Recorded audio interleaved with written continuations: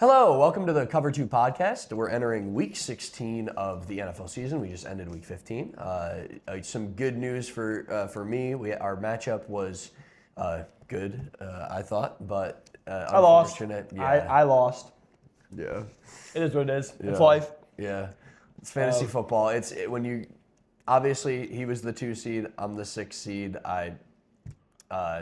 I'll show up a screen recording of the matchup we had and kind of the outcome, but entering it, I was projected 116, and you were projected 132, I think. Right. So I was an underdog by like 26, and I ended up winning by 24. So, unfortunate week for my boy. If you watched last week, you know that I can't talk, so I got I got a delicious Diet Coke here to just drink the whole episode because this is the best drink on planet Earth. Yeah. So that's all I got to say for this week. Liquid gold, brother. That's all he's got. He ran out of cheese and pretzel sticks. So. I did. I ran out of my snack. I was just gonna sit here and let him talk because he's so good at it. Yeah. I'm the good one. Yeah. I talk too much, they say. All right. You want to talk about it at all? What do I want to say? All right. I mean, not to get like I don't want to moan and complain because at the end of the day, it is just football. Like we talk about sports. If you want to get into sports or you are into sports, you know darn well that there's only one winner at the end of the day. You know, one winner for the championship, the team you like, fantasy football, anything. There's just one winner. So whatever you're into, whether it be a 10-man fantasy league or a 32 NFL team slate, you only can have one winner. So you have to be expecting a lot of disappointment. With that being said, it doesn't make it much easier. You know, the same thing with the Lions last year losing and the same thing with me this year being losing. Like, when you feel like you have it in your hands and you feel like you've done everything you possibly can to put yourself in the position to win, and now you just have to let it all play out, and then it just doesn't go your way. It's like, darn, what more can I do? And I think the problem that I'm having that makes me so bummed and so disappointed, and like I'm trying to keep my spirits up and trying to keep my morale up, is the fact that this isn't the first time this has happened. If you look at my history of playing fantasy football, like I've played in other leagues, as we all do. You know, most of us serious fantasy football league players have one league that they put their heart and soul into, and then they have their other leagues, right? This is my heart and soul league. This is everything, and it sucks because I almost feel like I'm falling out of love with it a little bit. Again, I know it's probably just me being better and me being woe is me for losing this week. But you look back, I've been in this league. This is now my 4th year.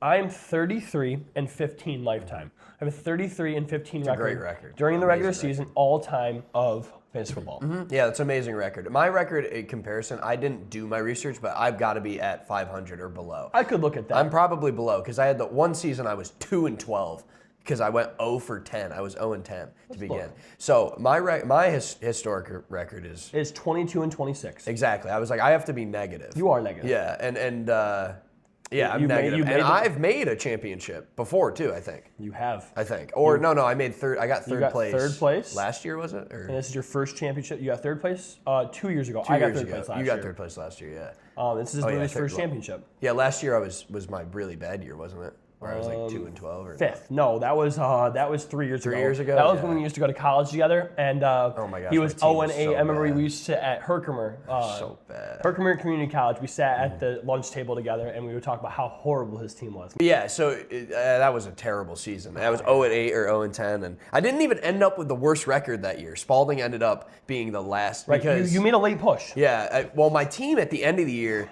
I can remember Josh Jacobs was running back 1 that year, and I think 2 weeks before the trade deadline, I traded for him. Yes. My team ended up being pretty decent at the end of the year. I had I think I had Rashad White that year, maybe. He would have made a Josh good push Jacobs. if he made it. Yeah, if I was in the playoffs, but my team. Right. Either way, it was too late. To put that in perspective, Louis is negative, and majority of people that play fantasy, in the long term, they go about 500. Absolutely. So I'm 33-15. So that means that insane. every time I have 2 wins, I get a loss. That's really good. In the 4 years, I've made the playoffs every single year. I've been the 2 seed, which seems to haunt me. 3 out of 4 of those years, and the 1 year I wasn't the 2 seed. I was a 7 seed and lost the 2 seed. So it seems like this 2 seed is You need to. I think you need consistently haunting me. I think you need to stop being the 2 seed, brother. I don't know. But either way, I mean, I feel like I draft well. I make the trades. I'm consistently trying to make my team better. Even when I'm the best team in the league or I have the power players or players are performing well, I'm always looking to get my team better. Consistently, paying attention. I'm so into it, and it just to do all that work, to put all that time in. Again, it's fantasy football, so don't take this too seriously. But to do everything that I feel like I'm doing right, and to not get rewarded for it, when all said and done, the trade deadline hits, and I've made the playoffs, and I just have to let my team play. I'm consistently disappointed. I just don't know what more to do, and that's what becomes a little frustrating. Is because it's like I've done all the work that I can, and now luck's not going in my favor. Yeah, and it's not even like it's a matchup thing. It's not even like it's literally my matchups just were fine last end week. of season. His team, or either your team. This is the first year I think your team's actually dudded. I don't know about when Trey upset. Oh you yeah, speaking of which, the other times, like when I say bad luck is okay. This is bad luck because my team dudded. Every other time, my team performs phenomenal. Last year, and they just perform better. I'll be the second best scorer. They'll be the first that I go against. That was last year. Yeah. You had, I think he scored. It was north of 140, but I think it might have even been 150. I scored like 170, and he scored 190. Yeah, it was 190 in our league is insane scoring. Absurd. We have a quarterback, 2 running back, 2 wide receivers, 1 tight end, and 2 flex, and a defense. So 190 points. I mean, each of his players averaged over 20 at least, or nearly 20. Nearly 20. About 20. Because I think we have about 10 places we start. So his whole roster averaged almost 20, which is an insane score. 9. So averaging, you're averaging about 22. Yeah, a little over 20, which is unbelievable. I mean, all the elite players are projected 20, and his whole team went crazy. But yeah, it's just been more or less unfortunate. But this is just to show that like fantasy football at the end of the day is luck based, like you were mentioning. I mean, you put it is this random. way: before the week, Louis was projected 111. He only went over his projection by 5 points, and I got beat by 24. I underprojected by 43 points. Yeah, somehow my team has actually gotten relatively consistent. I keep scoring in that like 110 to 120 range. Well, except for last week. It's all luck. I mean, last week my team scored 97 points and I won. And then this week I score 116 and I win. I mean, I'm just Might be the lowest scoring playoffs ever. I'm so far. I'm the lowest. I'm definitely the lowest scoring out of anybody who's in the playoffs. I think, even if you include people who are outside of the playoffs, I might be the lowest scoring team since the playoffs began, and it's just the way the matchups work. That'd have to be something we do the math on because that's actually really interesting. Yeah. So I took his phone a little bit earlier, if you noticed, and I did a calculator thing to do because I like to see things in win percentage a lot of times. Because if you say you 34 and 15, you're like, okay, what really is that? So that is a 69 win percentage. 69% is insane. 70% is nuts. That is like, I don't know. I mean, you look at the greatest, like I think basketball immediately. I mean, you look at those like Spurs teams forever. If you win like 65 games or like, I think it's like 60 games, that's like a 69% win percentage. You are like consistently, historically, one of the greatest teams in our fantasy league. And I'm always quite competitive. And granted, I've had a couple things fall into my hands, that I remember throughout the years. But either way, obviously, like we always say, fantasy is a little bit of luck. I just feel like with the team I had this year, besides Michael Wilson, there wasn't a single person that was luck. Every single person was planned for accordingly and was well thought out and was, whether it be drafted or traded for. The only person that fell into my hands, which we usually say by the waiver wire, it was Michael Wilson. Which turned out pretty, and granted, he was a huge waiver wire pickup and he was a huge present to fall into my lap. Man. But the weeks I had him, I didn't need him. He did phenomenal, and I didn't need him to win. So he was my highest scorer besides my quarterback last week. Thank you, Michael Wilson. Your work is done. Your work is done. It's just weird. Yeah. It's a weird situation that I haven't been in since I think I'm in basketball leagues. I'm usually like top 2 seeded in most of the leagues I've played, like fantasy wise. But I've never been in a football position where you're the top seed that often. So I don't know if it's like you trade all the time throughout the year too. Like you're always active all the way up to the trade deadline. So it's not like it's a sitting, and just accepting how Right, great your like, team is. you get a great team and you sit on it. I never do that. Never. So. Yeah, but we'll move on so we can. Sorry, my bad. We'll move on. We'll keep I don't dragging want it. to. I also lost my other $50 league too. Oh yeah, it doesn't help that this league was $100, right? Yeah, it doesn't help that I can still get third and get my money back. I said it last time. The 750 is nice. I wanted the trophy, and I hope you can bring it home. The guy he's going against is the 8th seed, who has a pretty good team. His team, I mean, like I said, Louis' team is not good. I'm sorry, no offense. My team's not good. Louis' team is not good. We've said it since week probably 6, since I traded for Neighbors and he got injured. This is crazy. My team is terrible. I mean, I'm gonna do, this is one of the ideas I had in the off season. I'm gonna do a year in review and kind of run through my trades each week, kind of what I was thinking each week, and just to kind of show the fantasy football season to a T is what has happened to me this year. Either you can be really unlucky, and as long as you keep playing and you keep making trades and you kind of try to set up for the playoffs, somehow make it. I mean, it's just, I'm excited to make a few videos about it, but it's been a good fantasy season so far. It's been fun regardless. And the NFL is starting to pick up, and we're starting to really see it come into shape. But anyways, like you talked about, sorry, I was fiddling my mic. I didn't mean to be distracting. But to wrap up fantasy, we'll leave it at that. We could go on for hours. We could keep going with it. We'll leave it at that. Good luck to Louis in the championship. I hope you do well. I hope you bring the trophy home. I'd love to win. I would love to have it sitting right here for our podcast the rest of this year for the playoffs and next. If and when you win, we will immediately be grabbing that and putting it here as much as it'll hurt me to see. I honestly, I mean, I don't mean this to, I'm not trying to pander or anything, but I wasn't hoping I lost. I'm obviously happy I won, but your team was set up better for success. I want the trophy here. That's really what I want. So the fact that we even have a chance to get it is awesome. I want the trophy in the center of this thing because it would just be so awesome for us to start this, get the trophy the first year we start this, and launch us into the future. And I still think I was the best opportunity for that. No, I totally agree. I agree. I agree. And I don't think the guy who's going against his team is phenomenal. His team is, like I said, like we talked again to bring it up again. But his team is okay, and I think you stand a chance. But yeah, we'll see. We'll see what happens. So let's go to the NFL season. Perfect. Do you want to go over spread them out and then hit a few games? Yeah, let's get right into spread them out. Yeah. We have a lot of fun games to do. Like I said, kind of got to improve the morale for me a little bit. Yeah, so. we gotta play some games here. So I got 8 points this week. I also got 8. Oh, we tied. Let's go to okay. Is that gonna be? 8, yeah. We're gonna close it out. Well, honestly, let's talk about a rule thing here. Let me know what you think in the comments. Okay.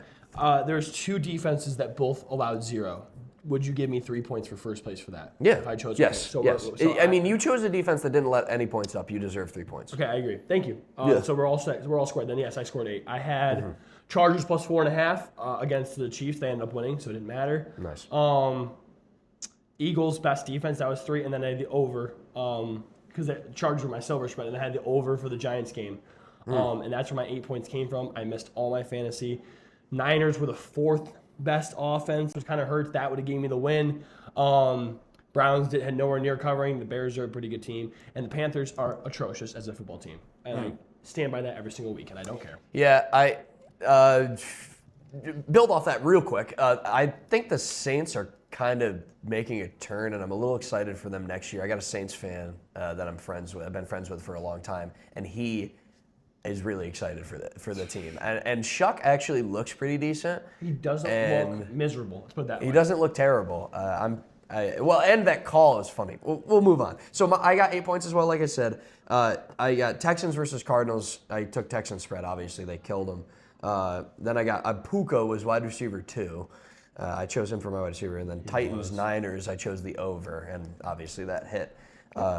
I chose Bengals offense last week, and I don't know if you guys knew this, but they didn't score a point. You should almost get negative for that. You should almost get negative for that. There should low-key, we might add a rule where if you're... that'll be an next year thing. If your offense or defense flips, like if you choose offense and they should have been they scored the lowest. Right. We should get they would have been the category for the opposite. Yeah, I like that. But pretty funny. Anyway, so we're tied up at 7-4 and 2. So if the next 3 weeks, I win the next 3 weeks, so we would tie. And we go to the playoffs. We go to the playoffs. How funny would that be? Tie it up, bro. Tie it up. I'm going to pick a little bit lame this next week, but I'm also going to pick quite intelligent. Before we get into next week's picks, let's just talk about last week since we're on the subject of it. Okay. Can you put it in the middle quick, just so I can? Yes, of course. Thanks, bro.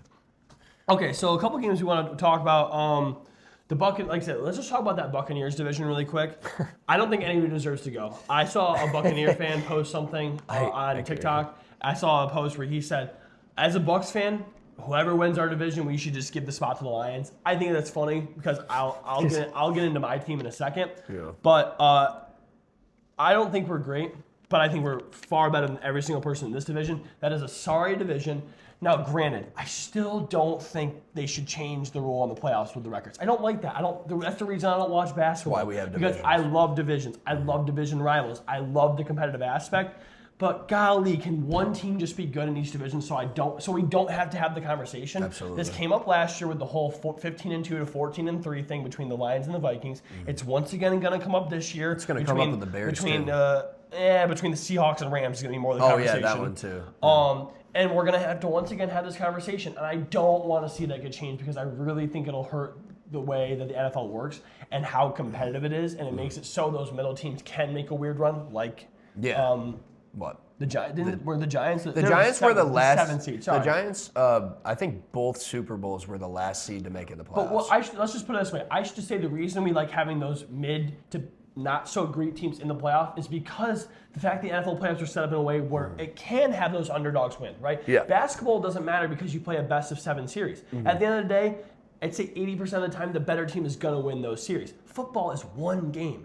One game. Yes. You don't need to be the better team. You just need to have the better game. Absolutely. That's what makes NFL so much fun. So that's my spiel as to why they should not get rid of divisions. I agree completely because of what you said, obviously, with the Giants and the history we have. The reason Eli was never like the greatest regular season quarterback. Obviously, I think he's a Hall of Famer because of what he did in the postseason. But if you look at his regular season stats, that's not why he's in the conversation for the Hall of Fame. Historically, during his tenure, weren't a very good regular season team. But you make it in the playoffs. You get healthier, which is what happened most of the time. Our defense was injured throughout the year, our first time, and I think our second time as well. You get healthier going into the playoffs, and you perform, and you decide to, you show up to those moments. So, I mean, I think like they didn't win, but I think Commanders versus Buccaneers a while back when it was Tom Brady's either last or second to last year, where Heineke was the quarterback, and they were like 8-9, and it was the end score was like 18-15. They had a chance to win the game, So that's what I think, and. But this division, he's got a great point. With that being said, they're horrible. It's so horrible. And my God, can one of you be good? The Buccaneers are awful. I don't know what they have going on there, but you have coaching blaming the players. You're not giving your best running. Another reason Bucky Irving didn't score crap for me in my fantasy league. You're not giving your best running back end zone touches, which hurts his morale. You got the coach who, mind you, Todd Bowles. I've never seen him not look confused. I just don't like him as a coach. You don't like having those coaches stand over there like this. The same way we used to have Jim No Caldwell emotion whatsoever. No emotion. You ever. need to be in the game. You need to be intertwined. He's never. They're horrible. The Panthers can't win a game that matters. They're horrible. Their whole division is miserable. Yeah. Granted, I'm not saying they don't have a future, and I'm not saying they don't have potential. I think the Panthers have potential. I think, like he said, the Saints could be fun to watch in the years coming. The Buccaneers have Baker, who always will have Baker magic, but you suck this year, and you will never be anything this year. Said and done. Yeah. So I mean, this will be the last thing I say about this. No, you're good. Low key, I think the Falcons are the best team in that division. Because their defense is pretty better. good. Like I like their defense. I know the Buccaneers put up a lot on them, but they're a good offense. I think the Falcons' defense is pretty good. So, but it's kind of they can't even make the playoffs. They're already eliminated. None of literally those teams doesn't are better than matter. the Lions. None of those teams are better than most of the teams in the NFC. I mean, Agreed. And the NFC is really good this year. We've talked about that, but still, Bills Patriots. What a phenomenal game! Great game. But we did talk about last week, and the conversation I had was.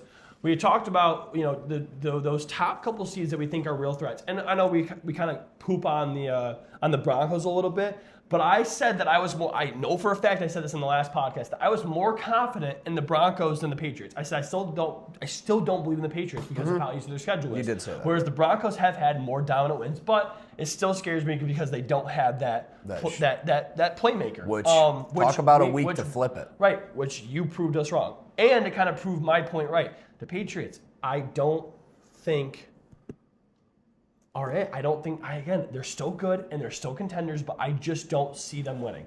And that kind of shows it. The Bills' defense is horrible. And you did put up 31. Great job by you. But you got to win that football game. Those are the games you have to win. Yeah. Yeah, my view. Yeah, my view on it is Josh Allen is now obviously top 3 in MVP if he wasn't already, and is making a charge to be the most valuable player in the league again for 2 years in a row. I hope that. It's this guy. I think it should be this guy because I mean, what a season! Like we'll Aaron Rodgers-esque. I just think Josh Allen is the difference. I still think the defense is terrible. I still think he has no weapons on the offensive side of the football other than James Cook. And he is turning water into wine, it seems. They were down 21-0. I think the end of the first half score. It's 24-7 maybe? 24-7 was it? I don't know. Yeah, 24-7 at the end of the first half, and they nearly shut them out in the second half. Patriots only scored a touchdown in the fourth quarter. With Travion Henderson having a phenomenal day. It's just weird. It was a great game, but it was weird. Yeah. I can't lie. It shows that one of the friends I was talking to about kind of the football this week, we were on the phone, and he says now that Patrick Mahomes is out of the playoffs, Josh Allen has nobody in his way to make the Super Bowl. That's how people are viewing this situation. It's Josh Allen can carry that team to the Super Bowl. That's how good of a player he is. And obviously a few weeks ago, I talked about how I thought the Bills might miss the playoffs. And, that clearly is a wrong take, and it should have been the Colts I was talking about. But, I'm turning into a little bit of a believer in the Josh Allen thing. And, he is just that good. To show up against – the Patriots are a good football team this year. We can all agree on that. They're a well-coached defensive unit, and to put 35 on them in a comeback victory down 21 at one point is just extremely impressive. Right. And if he wants to win the game, he can win the game. As long as he's healthy, they have a chance to win a Super Bowl. Right. To kind of scroll through the games here quick, the Ravens, Steelers, again, that division's horrible. Both those teams are weird. The Bengals are eliminated. Joe Burrow needs to have a good offseason. He needs to stay healthy, and he needs to get back in sync with this offense. It shows that missing, and he's just off his game. It just doesn't look great. Well, it's tough to miss that much time over the course of a career. He's missed probably half of his games in his career so far. Which hurts to see.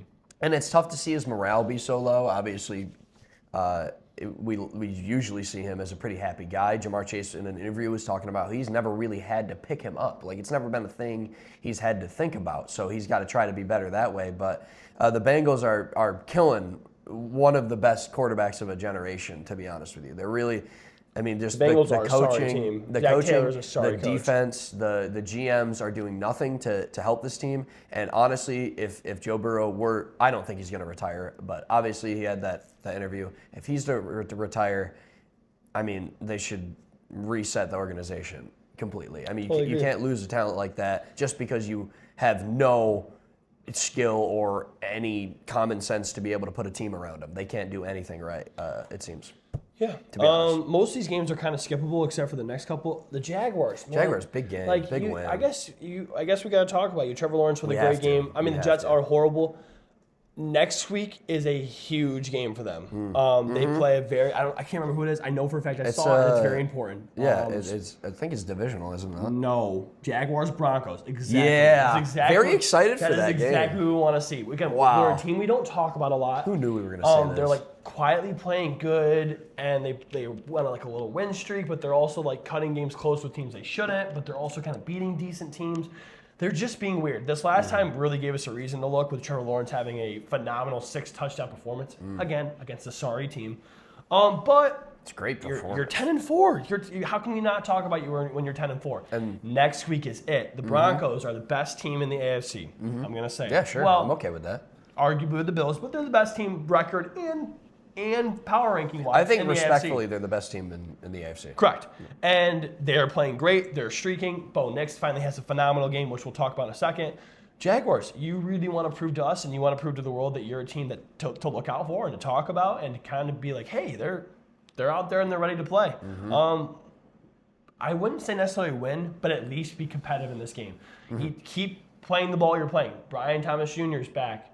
You start giving him the ball. ETN looks like a true running back one fantasy-wise and On the field. on He's the a field. good running back. And he's finally playing well. What did he have? Did he have 3 touchdowns? Was it? I think or two. Just two. I mean, he had a 57. I think it was. Yardage doesn't really matter that much, but it was. I think it was 57-yard screen pass he took to the house. Kind of almost reminiscent of that iconic Kamara versus the Packers screen pass, where he's just casually running. Yeah, they're all receiving touchdowns too. Casually, kind of. You remember the Kamara screen pass touchdown, you know what I'm talking about? Yes. Okay, so the ETN last touchdown, kind of reminiscent of that, where it's really, great lead blocking and a patient run. He breaks a tackle, good stiff arm, and just, he has that burst back that he didn't have last year. He kind of plays similar to like Le'Veon Bell, where he's very patient in the spot, waiting for his blockers to get out there and to kind of create that hole for him, and then he explodes. Yeah. I think a very similar play style where he is very effective in the pass game, where he can be powerful when he needs to. He's playing very good football right now. He's best in the pass game, in my opinion. And he's a good route runner. And with Tank Bigsby gone, it kind of leaves him for a solo back, and he's really proven to us why he's so phenomenal. Absolutely. So, yeah, they're a good team, and I'm very excited about that. That'll be a game I definitely watch next week. In this whole next slew of games here, the only one I really want to talk about is Chargers-Chiefs. Sure, I'm good with that. We're talking about Chargers-Chiefs, obviously see the devastating Patrick Mahomes injury. Like I said, for me, when you're watching football, if you're the kind of person to root for an injury, unless it's Aaron Rodgers, don't do that. Okay, that's just not right. If you're rooting for an Aaron Rodgers injury, totally cool with that. But everybody else is just like, even as a Lion fan, I watched Micah Parsons blow out his knee. That's not cool to be like, hey, I'm so glad that he blew his knee out. And Mahomes, when you want the league to be as competitive as it is, you don't want to see the face of the league go down like that. Arguably, the face of offense and the face of defense in the league. Yeah. When you think about offense, you think of Patrick Mahomes. When you think of defense, you think of Micah Parsons. Myles Garrett. But still, those are your top couple things in mind. I agree totally. Right? Yeah, Isn't that crazy? And they both go down in a week. Yeah, and now Josh Allen jumps into that face of the league form because he's gonna. Right. Matt Stafford won't ever see it, but he should. Will at least be out for the next. He's probably gonna. He should miss half a year next year. And depending if they're competitive or not, he might take the whole season off. Which again, to watch football without Mahomes is gonna be really weird. It's annoying because of how historic of a career Patrick Mahomes can have. Because this is an injury. You like to watch history. You do. This is an injury that will obviously Tom Brady had his, I think it was Achilles or ACL tear. I think it was an ACL tear that he missed a big game. Obviously the suspension. He missed a whole season because of an ACL. I think pretty sure the second half of one. But these injuries that happen to these great quarterbacks, it will affect his end stat line by the end of his career, which is something that matters for him because he has the potential to be one of the greatest players of all time. A top 5 quarterback of all time, a top 3 quarterback of all time. Exactly. He has that potential. So it's really, you hate to see this, even if you don't like the Chiefs, which obviously all of us want. Yeah, nobody likes the Chiefs. No, nobody wants to see them succeed, but you don't want to see it go this way. They weren't going to make the playoffs even if he stayed healthy. Even if he doesn't get injured, they're not winning the game. You want to watch them stay healthy and cheer for them being out of the playoffs, which is so exciting. Exactly. I saw something where it was like the first time since 19-something where it wasn't Peyton Manning, Tom Brady, Mahomes, and maybe Flacco Ben. 5 quarterbacks have been in the Super Bowl for the last 20 whatever years for the AFC. And it's just like, hey, we're going to see a new face, and that's really cool. So with that being said, don't root against injury. It's just not cool. Just root against the team. But, you don't like to see that happen no matter who it is. Never. Because you don't want to see it happen to your own star players. Right, and it's just devastating. So to move on, the good win from the Chargers, competitive win, because he didn't get hurt till late in the game. Either way, they're going to be out of the playoffs anyways, and the Chargers are going to be in. So to move to the Packers-Broncos, if you want to start there. Yeah, sure. I mean, great game. Great performance from the Broncos. I think, didn't they nearly shut them out in the second half? Or they scored just a field goal in the second half, I think. That defense really showed up. I mean, Pat Surtain's interception was crazy. They let him out 10. It was pretty good. So it was pretty consistent throughout. But Pat Surtain's interception was sick. That was awesome. Right. That defense is lethal. I think they finally showed me what I needed to see. Bo Nix with a really good game against a good defense. You can't blame the Micah Parsons injury for anything that happened in that game. He balled out. With or without that injury, he balled out. Yeah. They played a very competitive game. Every piece came in to win that game. Cortland Sutton finally showed up a little bit. Troy Franklin played his part. RJ Harvey played his part. The defense showed up. They played a good, competitive football game against a top 5 NFC team. That's exactly what I needed to see. I think you're the best team in the AFC. Thank you for showing me and doing exactly what we've been asking for weeks. We've been waiting for it. And now with the Patriots' downfall, you control your destiny. Yeah. I know what you mean. A tough loss. Yeah, tough loss. No, for sure. Downfall as in they're not the one seed anymore. Because they were the number one in my opinion. I think most people had them at number one in the AFC. But now the Broncos kind of step into that role as they deserve to. And not to mention, they didn't just win and the Patriots lost. They won a super competitive, tough game. And the Patriots lost their super competitive, tough game. Yeah, exactly. This Broncos game was, I think, not as... I don't know. I mean, they came back to win, but down the stretch of that fourth quarter, they really took a hold of the game. And Bo Nix took a hold of the game. That's what I'm saying. And Bo Nix looks awesome, obviously. He's had his moments throughout the season, but now against a great team, against a great defense, you score a lot of points, which is what we've been waiting for. Yes. It's been defensive wins after defensive wins over and over and over again. Kind of bailing them out. We're like, is he going to be good enough? And the offense doing just enough. The play calling doing just enough. Now we unleash Bo Nix. We score 34 on this defense that was considered top 5, and we show we can do it. We can compete no matter what. That defense can compete and that offense can compete. We can do what it takes. And you kind of show me that at home you're a force to be reckoned with. Yeah, and now with the Patriots loss and obviously the Broncos win, they could have home field advantage throughout the playoffs, which is huge, especially in that altitude. If there's a home field advantage like any other, it's Denver. Right. So. Yeah. I think that's all we really got to say. You control your destiny, but you should, and hopefully will be the 1 seed, and you'll be a team. Again, I never root against the Broncos. I said before I just didn't think they had it, and now I do. Like I said, I'm one that's open to change my mind, and I think you've given me exactly what we've been asking for. So 100%. Now just keep winning. I was a little bit of a hater. Let's put it this way. They're not really a team that we dislike, but it's just like you just don't know. It's such a weird year with all these new teams. So you've given us what we need. Now don't lose to a team you're not supposed to, or else it's going to be like, We need, if you really the only team so far that I see as a Super Bowl contender that has done it in the past is the Rams. Everyone else needs to prove it. Everybody else needs to prove it. And I think these games down the stretch where they're so crucial are these mini proving moments. Again, none of it really matters until you get to the playoffs. Of course, you still got to do it. But you're kind of showing us like, hey, you said we can't do it and that we have no chance. We're kind of showing you we can. We're and that's being cool. competitive. So yeah, the Devontae Adams injury. I just want to slide that in. Granted, the last game we want to talk about is probably the Lions-Rams. The only thing I want to say about any game besides that is Tua is horrible. He should never play football never be a starting quarterback for a football team again. They are awful. Mike McDaniels is awful.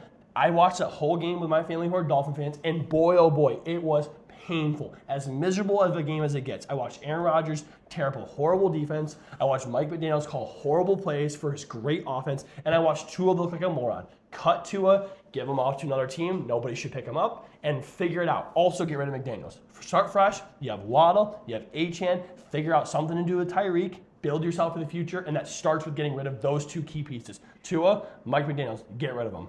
That's all I have to say. Yeah, I agree. I mean, the Dolphins are whatever. Horrible. I was a little hopeful that they were going to compete because 4 weeks ago when they beat the Bills, I was like, maybe they can kind of make a run, maybe to make it. But with how competitive this season's been, there's just no chance that they're obviously eliminated. So any 9-8 team, I don't even think could make it now, other than if obviously the NFC South.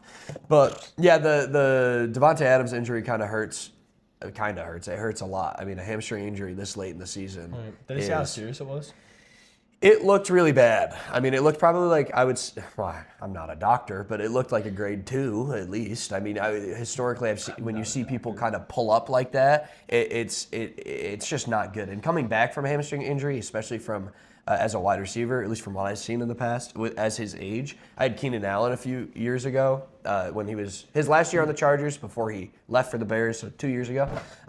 And he had a hamstring injury. When he came back, it's easy to re-aggravate those things because you're running at full speed you're just running all the time. Your hard cuts, the hamstring injuries are terrible for wide receivers. Coming back from them is really difficult. So we'll have to see how long he's out. He'll be out for at least 2 weeks, I would figure, and hopefully he'll be healthy for the playoffs because that's all that really matters for them because they're going to make the playoffs.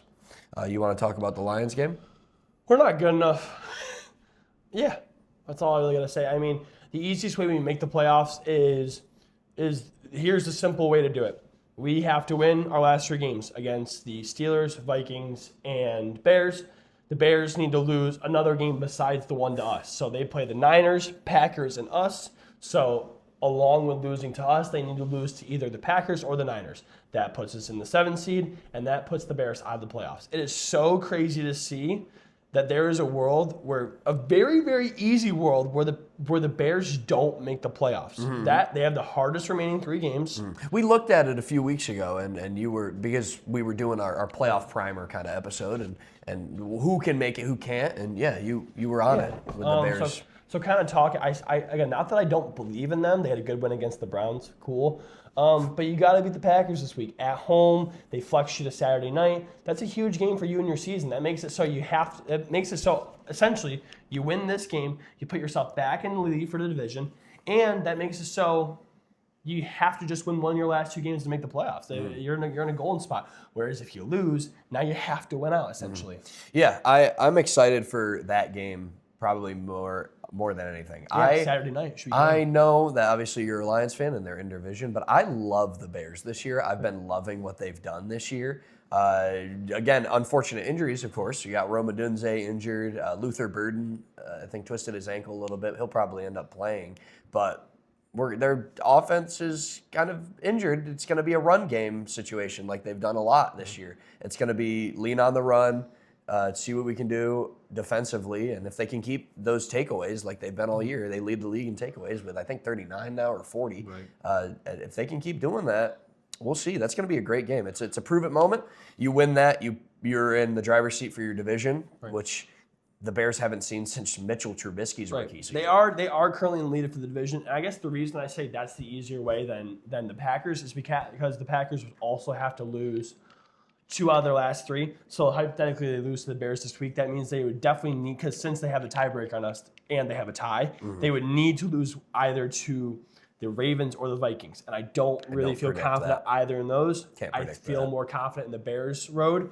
So either way, it comes down to us winning out. But back to that specific game, I watched the game. Obviously, I watched the entire thing.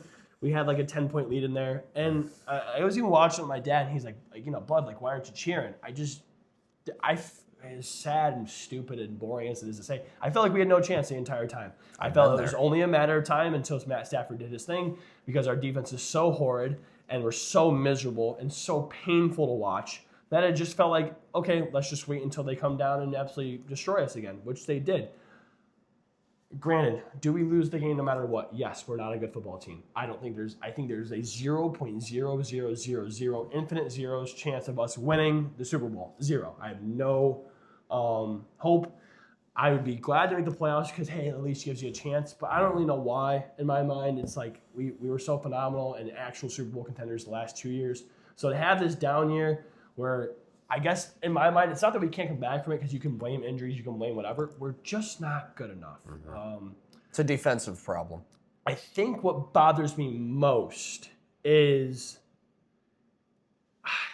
it just sucks because you see every single team move around you, and it felt like we had our years, and I just felt like our window was going to be a lot longer than it was. And not the fact that we can't come back next year, but it just seems like everybody else made such good improvements with young talent and coaching decisions that it's like, darn, our window was a lot shorter than I thought. I thought maybe we have 4 or 5 years of being very good. And not that we're not good, we're just not good enough. And that sucks. That really sucks. So how much longer is Gibbs on his rookie deal? Honestly, I don't really know. Okay. Because that's where it comes down to how much longer you have. It always comes down to contractual obligations and who you got on your roster. Because there's going to be a big decision where Montgomery's not going to be there soon, just because they're not going to be able to pay him unless he takes a big pay cut, and they're going to have to pay Jahmyr Gibbs probably max money, or a really healthy. We should never lose him. Really healthy payday for Gibbs is coming up. So, and JMO eventually, because JMO looks great down the stretch. Yeah, and speaking fantasy-wise, Monroe was the number 1 scorer, and JMO was the number 3 of the week. Yeah, So, JMO is, obviously Monroe's always great, but JMO's really having a great end of the season. So if you stuck with him in fantasy and you got him, I mean, you got a great chance to win. and honestly, our offense is there. Like I was a pretty decent Ram defense, and we kind of destroyed them. I wasn't a huge fan of the play call late in the game, but again, unfortunately, it didn't matter. We could have called anything on planet Earth, and we're still losing that game. We could have scored 90 points, and we would have lost 90-91. Our defense is horrid. It is so horrible. Don't watch Lion football if you want to watch any defense. Granted, what I was saying, I forgot. I remember what I was saying. The Parkinson thing? Yes, let's talk about that. Every single week, we're going to lose. Whatever happens, win or lose, I always say I don't blame refs. We lose that game no matter what, no doubt in my mind. But how, on planet Earth, how do you call that play a touchdown? If you haven't watched it, look up Cody Parkinson touchdown in the Lion game, and you'll see what I'm talking about. Maybe Derek. We could put a clip in, yeah. Enter the screenshot of his knee being down a yard short right now. Right now, you should see it on your screen. Look at that. Yeah, he's a yard short. He's obviously a yard short, too. And granted, it's a touchdown play, so they review every single time. They went into a commercial break to review this and came back after the announcers are saying, yeah, there's no way this is a touchdown. And they called it a touchdown. The ref goes, he will be marked a yard short. Right. He will. The ref up in the booth. Right. Yeah. And they brought in the rules analyst. You know, the guy that makes millions of dollars to do nothing. The useless people that are. By the way, why aren't they? I have a forever hatred for announcers and those guys. Is because they have no clue what they're talking about. No clue. I had to listen to Tom Brady talk about how we should establish our run game down 10 points in the fourth quarter. If you're gonna talk about football, granted, they definitely know more than me. I'm just some kid in a small town talking in his basement, right? I don't know much. But boy, oh boy, they say the dumbest things sometimes. It's like, just shut your mouth and call the game. Holy moly, you are clueless. Then they bring in the rules analyst, this genius who knows everything. Yeah, he definitely should. I don't really know how they called that when he should have been called short. Oh, thanks. Man. Thanks. I'm sitting on my couch with my feet crossed telling you the same thing. Good. And you make millions, and I have to sit here shoving my whatever. It doesn't matter, right? Give me a break. Expletives. Grow up. You're horrible. I hate announcers. Yeah, I hate them. He has a big hatred for announcers. And if you watch them, I say the same thing. I listen to the things they say sometimes, and I just slowly turn my head like, what? Did anybody else just realize how dumb they sound right now? Yeah. Just call the game. You watch it and call it. Keep me entertained. I don't want to just hear crowd noise. So tell me what's happening. Don't use your opinion because boy, oh boy, it is awful. Wrong. It's so stupid. You are dumb. If you want to watch the epitome of what he's talking about, watch a 1 o'clock game between two terrible teams. Right. Like and listen to last week. Listen to them trying to fill time. Oh my Holy moly. goodness. It is horrid. It's disgusting. It is so funny when they try to make like takes about something that's intelligent. The problem I have with it is this. If I had a dream job in my life, it would be to call a football game. I would love to be a commentator. I love to talk. As you can tell, I probably over-talk him more than anybody else on earth. I apologize for that. And I apologize to you listening because I talk so much. You're good. But it's like my dream job. Yeah. And I have to listen to dumb morons who used to play football get chosen over people who go to college for it, practice it, study the game. I'm listening to absolute geniuses on TikTok, dissect a play, dissect a defense. And I have to listen to morons who used to play NFL, who are third stringers and have a Super Bowl ring with Tom Brady, talk about how they think they know the game. You have no idea what you're talking about. You have no idea. Yeah, I mean, obviously, I'm in agreement. Most commentators are terrible. I'm being a little bit. You're being a little harsh, but it's how you feel.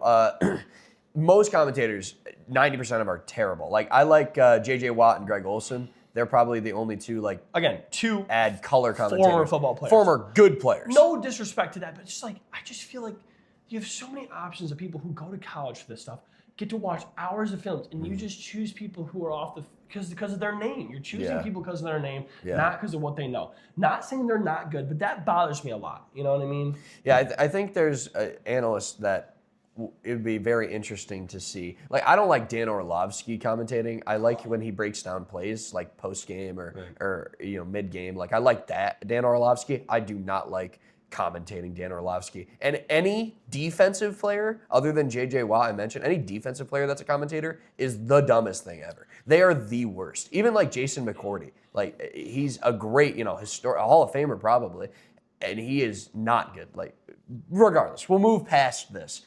But watch one of those 1 o'clock slates, like the Commanders-Giants game this past week. We had the worst commentators of all time.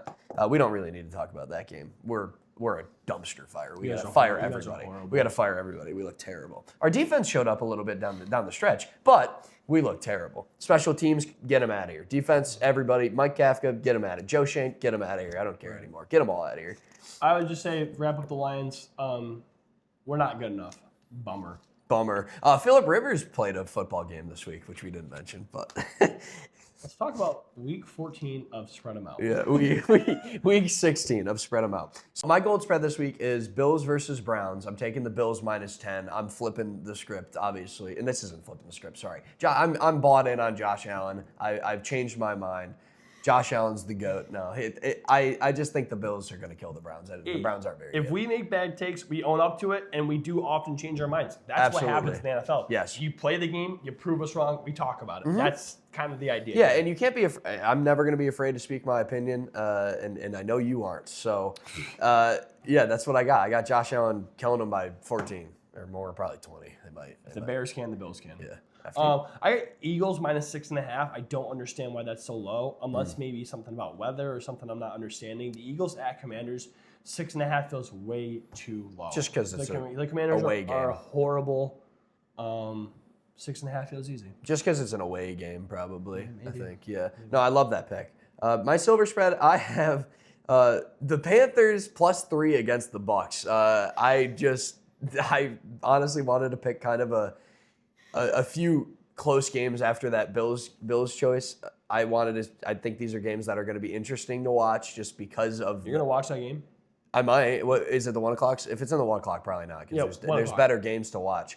But I just think it's it matters for the division, and I'm actually kind of interested to see what's going to happen. There's not better games to watch besides that chart. The whole 1 o'clock slate sucks. Yeah. No disrespect. Yeah, well, we have Saturday games now, so the Saturday games take a lot of those 1 o'clock games. But yeah, I'm going to take Panthers +3 just because I think it's going to be just like this past week, Panthers and Saints. I think it's going to be another close game. Like I said, out of the whole 1 o'clock slate, the only one that's arguably in contention for watching is the Charger-Cowboy game with the Cowboys being eliminated, so it doesn't matter as much. If you told me that you want to watch two 7-7 football teams fight for the division and fight for a playoff spot, you're like, yeah, that sounds great. But then you realize it's the Buccaneers and the Panthers, and I don't want to watch a minute of it. Don't care. Sorry. I chose Chargers +1.5 against the Cowboys. I don't understand how they're underdogs. Doesn't make any sense. It doesn't really make a lot of sense. I'll probably be proven wrong just because the Cowboy offense is so phenomenal. Next week, we're going to have a guest who's a huge Cowboy fan, and he'll talk a little bit about them. But the Cowboys and the Lions are two very similar tales where phenomenal offense that just can't figure it out, except we're just a little better. So. I agree.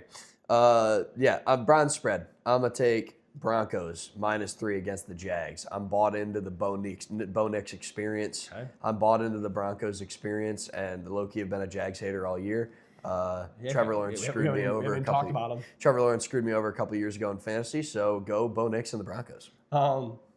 That's a game that's actually worth watching. I have Rams +1.5. Who's the Thursday night game? That's going to be, in my opinion, the game of the week. There's a lot of really good games this week, just not in the 1 o'clock slate. Rams Seahawks, great game. Packers Bears, great game. To continue, Jaguars Broncos, great game. That Rams Steelers Lions, I'm going to watch it obviously, and then kind of sneaky Patriots Ravens. Yeah. Ravens are favored by 3. Is that not insane? Ravens favored by 3 makes no sense. It's just because it's Patriots when it comes to Vegas, it's always if you're the away team, or you're the home team, you get favored a lot. Like if the you're saying the Eagles -6.5, if they were home, it'd be -10. I can book it. That's crazy. That's the difference. That's a common argument I have actually with my father. Is I totally don't believe in that. I think the whole home point thing is absolutely bogus. But besides the point, my Rams +1.5. I just think they win the game, so I'm choosing that. Yeah. Rams against Seahawks. Phenomenal game. And it's funny that we Must see watch. back-to-back Good Island game. We see back-to-back years of Sam Darnold leading a team to be incredibly competitive in a division that is so phenomenal. It's really cool to see. So yeah, I mean every team other than the Cardinals in that division is competitive. Yes. Obviously, the Niners and the Rams are great football teams. Can you imagine being 9-4 and 10-4 and being third in your division? 10-4 and third in your division. The Niners we're talking about. Correct. Obviously, yeah. Obviously, yeah. And they're a good football team, and they've been playing great this year. They've had a great, Very surprising. honestly, Niners deserve a lot of credit considering the trading away Debo, the Ayuk injury, George Kittle injury, the Brock Purdy injury, the injuries they've always had throughout their entire ever. It's always injuries, and they have really made it through. Mac Jones, big shout out to him for honestly a great season.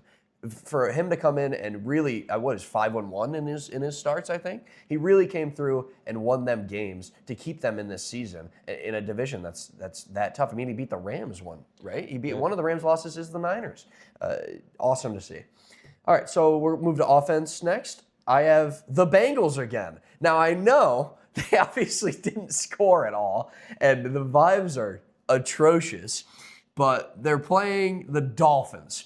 And, which I mentioned. And I'm a big, major fall off or tremendous fall off for major comeback or whatever the saying is. I think after the week of a terrible performance, they're going to come back and show up. T. Higgins is going to be back too, and I think they're going to dominate. And I have Chase Brown on my fantasy team.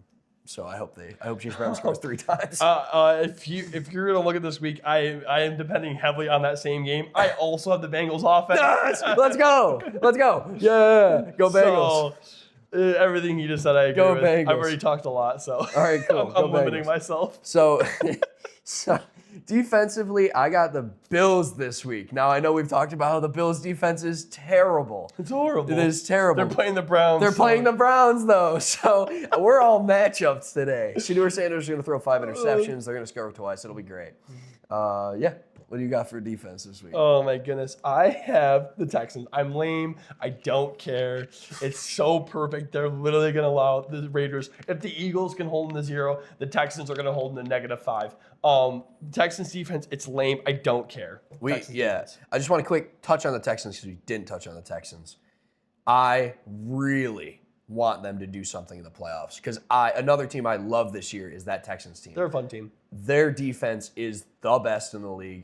Obviously. We've said it every week. And they are just awesome. And that offense dropping 40 is awesome to see. I mean, as long as Woody Marks can stay healthy, he looks pretty good this year, and their running backs can kind of keep him in. They have a decent young wide receiver core. C.J. Stroud has been showing up and not, doing what he did to begin the season, which just play terrible football. They look great. I really am excited for the Texans. Right. Great pick.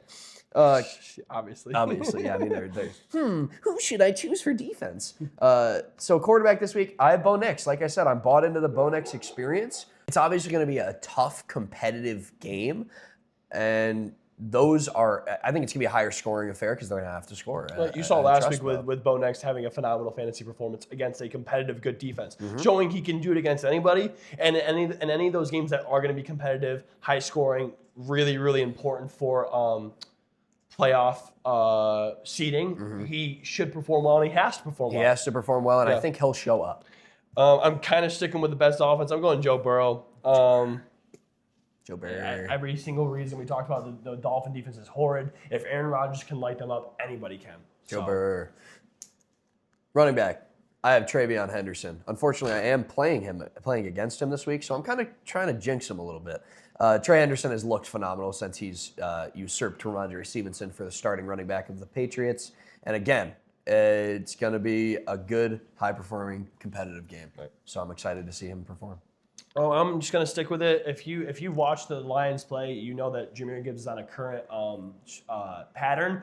Unfortunately, it's been noticed, so it'll probably be broken. But the pattern is every single week that he scores 0 touchdowns, he scores 3 the next. Yeah. That's been going on since the week before the Giants, I believe. Either way, doesn't matter. That's a normal pattern, too. No, it's not. 0-3, 0-3, 0-3, and then obviously he drops a nice 0 when I need him most. So he'll do phenomenal this week against a horrible Steelers run defense, hoping that TJ Watt is still out. I wrote in parentheses Achane because Achane's they projected 28 against the Bengals defense, and he is so phenomenal. But I also heard that they might be benching Tua, which they should do. They should just cut him. He's projected 28. 27.5, yeah. And I have to go against him for my third place buyback money. Yay. That's insane. 20. I don't think I've ever seen 27. I think it's 27.7. But either way, I don't think I've ever seen 27. I have Gibbs because I think he's going to have a really good week and a must-win game against the Steelers at home. inside, there's just no reason he doesn't go berserk. They should trade Achane to the New York Giants. So wide receiver this week, I have J-Mo. I have Jamison Williams. We kind of talked about it a little bit earlier, but he's had a great 27.3 for Achane. J-Mo has had a great second half of the season so far, or last few games. And that Lions offense is going to need to score to stay in the season, and he's looked awesome. I do like the pick, but it's kind of hard to say that when he scored 28 last week, and he was the second best scorer by 15 points. Yeah, Amon-Ra had an amazing game. I mean, he had 9 for 127 and 2 in the first half. Yeah, he had 44 points, all I know. Yeah, he had 9 for 127 and 2 in the first half of the game, and then J-Mo kind of was most of the second half. Right. It seems like the Sean McVay kind of schemed for him, and then they just used somebody else. Our offense looked great, so it's a good pick. I have A.J. Brown against the Commanders. They played Saturday. I just think he's going to do well. It's a perfect matchup. I think if he just keeps whining, complaining about not getting the ball enough, they're going to keep feeding him until they go to the playoffs. So, yeah, I think he'll have a good week. I was going to the lane pick is to choose Chase. Arguably, you could choose every single player from the Bengal-Dolphin game, and not really any of them would be a bad pick. If you went Joe Burrow, Achane, Jamar Chase, no one's going to be like, that's stupid of you. I mean, you also could even argue. But it's kind of lame. You could even choose T. Higgins if you wanted to. Right. Because that's the main reason I didn't choose Chase is because of T. Higgins being in. Chase has been really weird. I'm going to go A.J. Brown, plain and simple. I love that pick as long as they throw him the ball. So for the over under, I have Lions Steelers. Yeah. It's a large over under, but it makes sense. And it's at 51.5. But both offenses have been good, and both defenses have been. Right. Steelers defense has been improved, but it doesn't matter. Right. Steelers defense is okay. Their pass defense is good, but their run defense is horrible. Same thing with their offense. Their offense is like okay. It's nothing crazy. But again, when you're playing against a high school defense like the Lions, you're going to put up 30 and just be fine. So, Rodgers did look good, but it's the Dolphins. He did again. But granted, our defense is very similar, so you can't say that. So again, we're just as terrible. So good pick. Yeah. I went Dolphins Bengals over 50.5. That being said, like I said, they're such a good offense, and I don't know what maybe the reason why the pick isn't great is because we don't really know what the Dolphins are gonna do. But again, the Bengals defense is so horrible that they should just give Achane the ball and he should score 14 points by himself. So definitely. Yeah, he looks awesome. That's the end of that. So good luck. Cool. I'm hoping I went out to tie. I think it'd be really cool, but that's what we got. Sorry for yapping so long. Winning out to tie would be fun. Just we probably will end up continuing it throughout the playoffs just because it gives us something to do. But I hope I win this week so I can shut them out. Right. All right. So to go to finish up the episode, we're gonna I have something for next week. I have a would you rather for next week. I think we should we each have a blind ranking for each other, which is super fun. And I really, really enjoyed our Immaculate Grid last week. So I say we finish out the episode with that. So we're each going to do a blind ranking. I'll save my would you rather next week, and he's going to save his other blind ranking for next week. So my blind ranking I have for you is blind ranking wide receivers, current wide receivers in the league at their current step. I have 5 players for you, and you need to rank them 1 through 5. Without knowing who comes next. Yeah. Okay. Do you want to should we explain it a little better? Okay. Basically, here's how it works. I have 5 players written down that are already in a certain order. He needs to rank those players, not knowing what comes next. So I could sneakily put in somebody horrible. I could put in somebody really good. I can do weird things to try to make it so his list is way different than it would have been if he knew everybody before.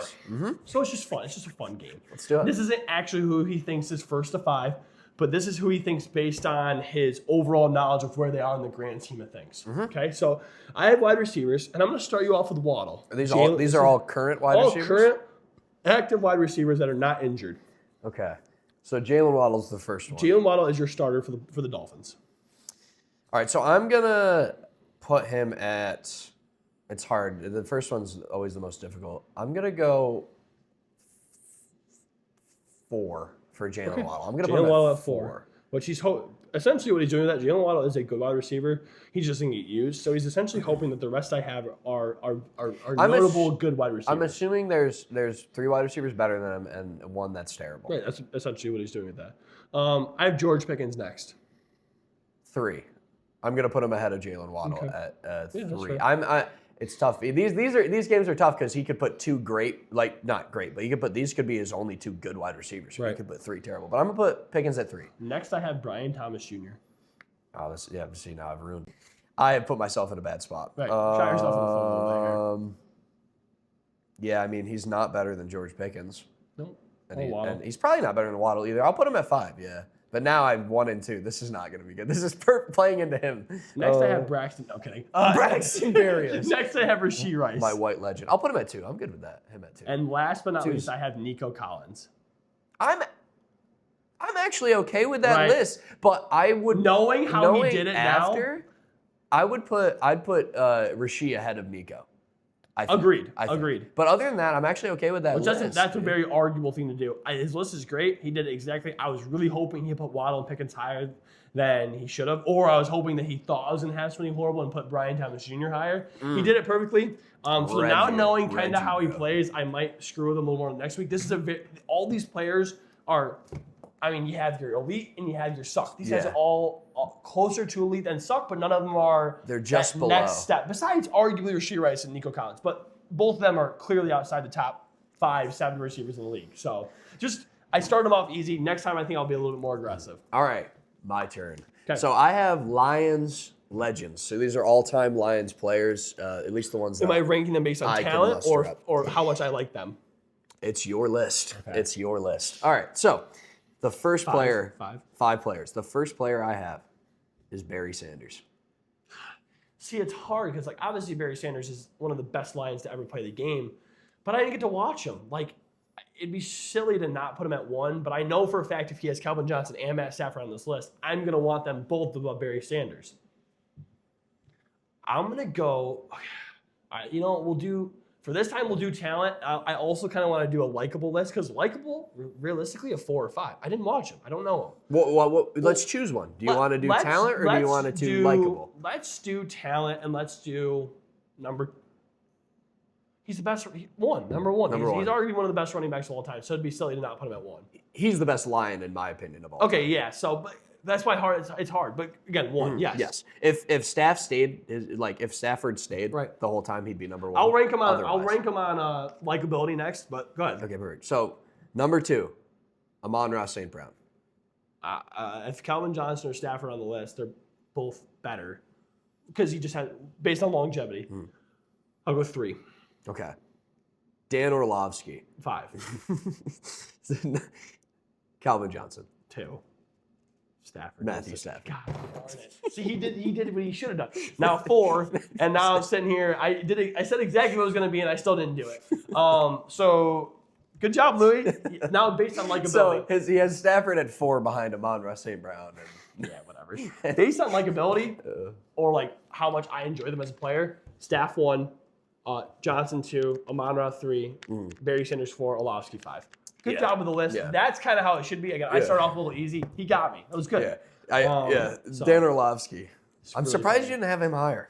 He should have. He would have been off the list. I would have. He shouldn't even have been on the list. I would have rather had a blank there. So Derek put a blank there. Orlovsky's number 6. I'd rather have dirt. Put him in the trash as an honorable mention. And he's a horrible announcer, man. That's a double hate. He should be down to 7 now. Get him out of here. He shouldn't even been on the list. Yeah. All right. Cool. All right. So I really do like the Immaculate Grid. I'll screen record it, and you'll see it on your screen. I liked how it came out in the short and the TikTok. I thought it looked super cool. Derek, phenomenal job editing that because it was not easy. Yeah, we didn't. Yeah. We don't make it very easy sometimes, but yeah, Immaculate Grids are fun, and we can do them. We can do them every day. They come out with a new one every day, just like the Wordle. We already kind of did today's Immaculate Grid earlier. It was a little tough. Wasn't too crazy interesting. So we're gonna go back and just go randomly click a day. I'm gonna do number 599. So let's go to that. Ooh, we have Giants. We have Giants. We have all teams. All teams. These are somewhat notable teams, but these are, again, not crazy easy. So we'll see how we do. We'll try to make it interesting. We'll go from there. I got one already. Odell Beckham Jr. for Giants and Browns. Odell. Good start. OBJ. OBJ. Good. 56%. Really good pick, Lou. Nice. Thanks, man. Some people know that guy. I don't think I know that guy. Okay. Patriot Giant. Patriot Giant. This one should be obvious. Isn't there one. like a There's an obvious like a one. defense like a Jabril Peppers. what about Michael Bennett? No, No. he didn't play for us. One thing I'd say confidently, though, is Jabril Peppers played for both. That one I do know. Sorry, the Michael Bennett was a joke to the other one. What What about, about- it doesn't matter. what about Michael Bennett? What about a giant Texan? Any idea in your mind? You know how many ideas go through my head. It's about 0. Patriot, Niner. Patriot, Niner. Why does it feel like that's a gettable one? Oh, Jimmy Garoppolo. Jimmy Garoppolo, yeah. I felt like there's some crossover there. And I have a Patriot. Oh, his first name's actually not Jimmy, I guess. Or I just had bad service. Garoppolo. Ooh, brutal. How do you spell Garoppolo? It's Gore, G-O-R. G-O-R. I'm pretty sure. No, it's not. You're stupid. But, I mean, Jimmy didn't show up, so. Jimmy's And his there's a lot of Jimmys in the league. Okay, let's wait. Let's just see. Reset. There we go. There we go. Sometimes it's just the app. Jimmy Garoppolo. There he is. It is Jimmy. And it's G-A-R. It Good is stuff, G-A-R? Good stuff, Lou. Yeah, well, I tried. Another one in that Patriots. Deflategate band was Jacoby Brissett, who also has played for both teams. Jacoby Brissett. Bang. 1%er. 1%. Really? He's playing for them right now. Sheesh. People might not know he played for the Patriots. Like, Yeah, or they might forget that game. or Mind, there's mind a- you, that was Deflategate when Jimmy Garoppolo came in for Brady, had 2 wins or Yeah, 3 wins, and then 2 or 3, and the then third he string injured. Brissett comes in, and he also does great. And they both, Brissett gets traded to the Colts, Jimmy Garoppolo gets traded to the Niners. and they both kind of make a name for themselves. Yeah, the Brissett has career backup, but a great player, and he might end up being the starter for the Cardinals. They might just trade. They might just get rid of Kyler. Honestly, Crazy. so we got Browns Cardinals. That's going to be impossible. I have no idea. I'll be able to figure that one out. Yeah, of course. I know. No, for sure. Yeah. Texan Cardinal. I'm gonna go Christian Kirk. Is that okay with you? Yeah, I'd say he fits both categories. Awesome. 0.07? 0.07. That's a great. Yeah, that's a good guess, Look at dude. Louis' answers and then compare to mine. Sorry. If you don't know, my answers were top left, and that's it. Yeah. Or no, sorry, Texan- top left and middle left. The Giants players. Texan Niner. Fortunately, we can go a lot of places. Unfortunately, I'm not really sure. See, Texan, Giant. I literally don't think there's ever been crossover. Oh, another Texan Cardinal would have been J.J. Watt. That's the obvious answer. Oh yeah. See, I was gonna say or maybe I did already say it, but 1% because there was an obvious answer probably the other way. Right. Brown Niner. Here we go. Yeah, so you can tell the teams we know. Well, the Browns have had so many players cycle in. We should be able to think of something, you know. Like they've had so many quarterbacks, so many changes, everything. Besides Nick Chubb, they really switched a lot throughout the years. Sorry. No, you're good. You're good. Who did Ward play for anybody else? Which one? Denzel Ward? Isn't Charvarius Ward? He's on the. Because there's 2 different wards. Oh. Because you're thinking the cornerback, right? Right. So there's Denzel Ward, who's the current stud cornerback for the Browns. Oh, it's okay. So 2. But honestly, That's bad, right? Charvarius Ward was on the Niners for sure. Correct. Yeah, he's the one that should have picked off Matt Stafford that 1 year in the playoff game. Oh. Anyways, Brown player. Brown. There are so many Browns. Browns and Cardinals. There's probably millions so much of lap them. over. Wow. Lap over. Don't put that in there. Lap over. Overlap. So many lap over. Overlap. We're That's educated individuals with college We're getting degrees. tired. I have a college degree. Me too. It's just the fake ones that nobody really cares just about. one It's just the fake ones that really nobody cares about. Like any See, Giant Texan, bro, I'm telling you, there's like 50 players maybe. Like, I have no clue. You're that clueless? Yeah, I am. I'll be honest with you, for the first time ever. Dude, I'm that clueless. back-to-back weeks of Louis not being able to get Giants players is absolutely criminal. Well, That's I'm glad you have any idea of any other players on this list. I've gotten 2 of the lowest ones. Texan Niner? Brother. I mean, has Emmanuel Sanders played for either of these teams? No. Oh, why can't it be Texan Brown? Nick Chubb. Okay. It's awesome. Hypothetical there, Lou. Yeah, Jordan Dude, these are tough, dude. I just don't know. I'd be way better at the career statistics versions of these. Like five, you know. Oh yeah, But those are so is easier. everybody. Yeah, that's fair. That's fair. That's a good point. You might just have to chop this. You might just have to cut all of it. That's a Our good pot point. was probably long enough as it is. That's a good point. Yeah, a Holy lot of people moly. would get it. Yeah. What about Kenyon Drake? Did he play for the? Nope. Carson Palmer. Carson Palmer didn't. He played for the Cardinals. Yeah, okay. He didn't. He only was Cardinals and Bengals. Sorry, I'm looking at all the teams on Alex this list Smith, and there's no lap over. Colin Kaepernick. Yeah, they didn't let him play football for very long after the. Matt Schwab. I don't know, dude. This is hard. This is hard. These are really tough ones. Again, just teams I don't know. Browns and Texans, I just don't know players. Like we should know some of these. Like there's so many Browns. Yeah. Jarvis Landry, Elijah Moore, Zay Flowers played for the no. No, Zay was on. You just think of so many mid players that have been tossed around. Keisner, has he played at either? You gotta think. Josh McCown, did he play for anybody? Oh, else? that's a huge one. He had to. Cardinal. Was he on the Cardinals or the Niners? He was on one of those teams. He has to be McCown. I think I'd be okay with Browns Cardinals guessing McCown if you are. Okay. I'm not super confident in it. But We can go through also. They've had Baker. They've had Johnny Manziel. They've had Tim Couch. They've had so many different players start for them. I guess I can do Josh McCown. It could be wrong, but that's okay if it's wrong. Got it? Good. Yes. Great job. Great guess. Calculating the percentage right now. It's 27%. Good guess. Okay, good job. Brown Niner. Again, is it like, are you thinking quarterback? Because they've also had a lot of quarterbacks cycle in. Mm-hmm. Like obviously currently have. Who was before Garoppolo? Jimmy. Before him was, okay, obviously we have Kaepernick in there. We have Alex Smith. Alex Smith was in there for a little bit. Why I said so many? Debo, Juwan Jennings, Demarcus Robinson played for the Rams. They've had. He didn't play for the Texans. Niner Texans is a little bit tougher. Mm-hmm. Oh, okay. The Texans have had like Lamar Miller for running back. They've had who else played for the Dolphins? They had David Johnson, but we already have our Texans. Oh, that was a Texan Cardinal. That'd been a good Texan. That's probably not a common one. Mm-hmm. Andre Johnson. That's another. I think that's Texans Cardinals crossover too. You're kind of right. That's a lot of crossover there. I'm glad it's already been guessed.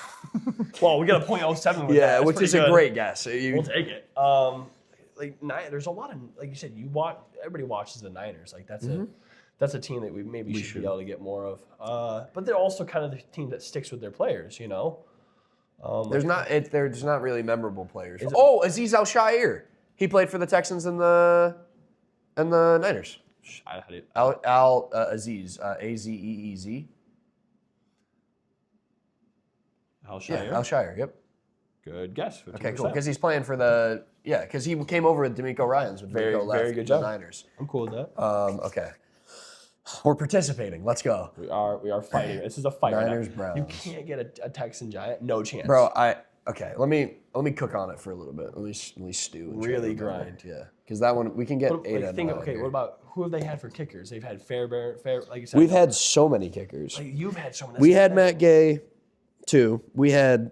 Did Matt Gay didn't play for the Texans, did he? No. We had... Who did they have before Fairbairn? Right? Isn't that crazy? Can't remember. How could you for them? They're useless. They were... Like, who was their kicker with Deshaun Watson? It was Fairbairn. Fairbairn's been their kicker forever. What? He's been their kicker for like 5 years. I didn't know that. I think so. Maybe I could be wrong, obviously. But. Will Fuller definitely didn't play for you guys. They had Hopkins. Obviously, he's never going to stop near you guys. Tight ends. They've had Schultz. They've had a lot of forgettable guys. Okay, I'll think Brown Niner just for a minute. Shocky. David Carr. Gold. David Carr for Giants, Texans.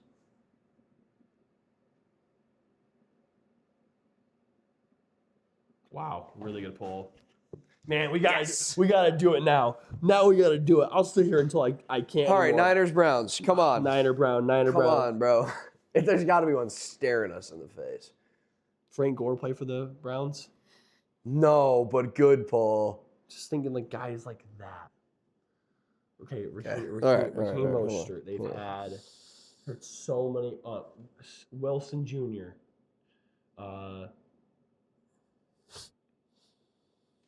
We are there. We are fighting, but we're alive. We're still alive. We got Niners, Browns, last one. Oh.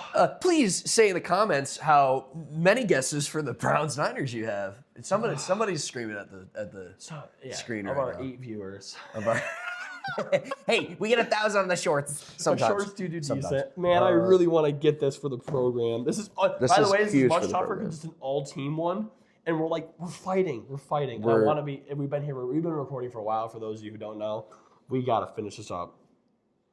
Yeah, the Knicks are playing in the NBA Cup right now. 8:30. Let's wrap it. Okay, what time? The Knicks playing the NBA Cup in 6 minutes. God, please, Lord. Just put a pin on that. Okay. Because ultimately we can take that guess. Right. Because I think he could be it. But I want to think for a little bit longer. That'll probably end up being our last guess. But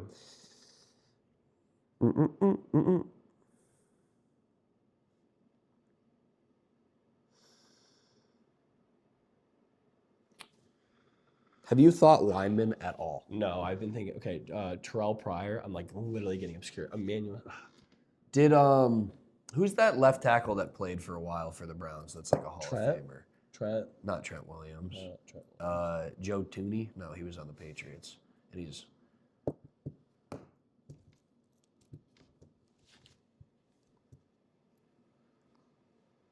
Any defensive ends? Was there? Who did they have for Garoppolo? Wasn't there a few years where they were bad, or was it just Alex Smith? Right before It was him. Alex Smith into Kaepernick, and then it was Kaepernick Who was after him? into Garoppolo. I could have sworn. No. That's a gap there. So who'd they bench? Who'd they bench Kaepernick for? went to the Super Bowl in 2014. Okay. And then they benched him within the next couple of years because of the whole scandal. Yeah. Okay. Well, the kneel down was in 2017, 2018. No. I think you got a timeline wrong. I probably do. I'm not sticking to my guns here on that one, but I don't know. I could have sworn it went from Kaepernick to Garoppolo. You want to toss Ward out there? Hold on, we got 4 more minutes. I want to think defensive end, offensive lineman.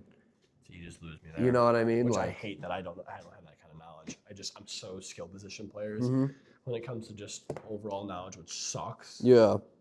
Because there's probably something we're missing. I'm hoping it's somebody we don't kick ourselves for. Who knows? Well, probably will. I mean, you can always go to the comments. Fitch. But what about the who's the guy that's played for everybody? That black quarterback, Josh Johnson. He didn't play for both, right? He did play for the Niners. He did play for the Niners. Did Josh Johnson play for the Browns? I like that guess. Screw it. Josh Johnson, quarterback for 18 different teams or whatever it is. 09 to 2025. Let's go. Come on! Clutch. Oh, that's good. Let's go. I want to see other ones. Let's go. With a 209 rarity score, Huge. that's actually pretty good. 209 rarity score. That's our best one yet. All right, that one is a great job. way to end the episode. Louis, wrap us up while What about Josh Johnson? All right, clutch. Awesome. Thank you for watching. There was 85 for that, by the way. Let's just check who it is. We'll check before I real go quick before we close it up here. Yeah, let's wrap this up. Yeah. That's a good. That's a great day. Let's go. That feels good. Great day. Jeff Garcia. Okay, yeah. Alex Mack, he's the center. Okay, He's is that the- who you're thinking of? I was thinking lineman. Yeah. Brian Hoyer. Trent Dilfer.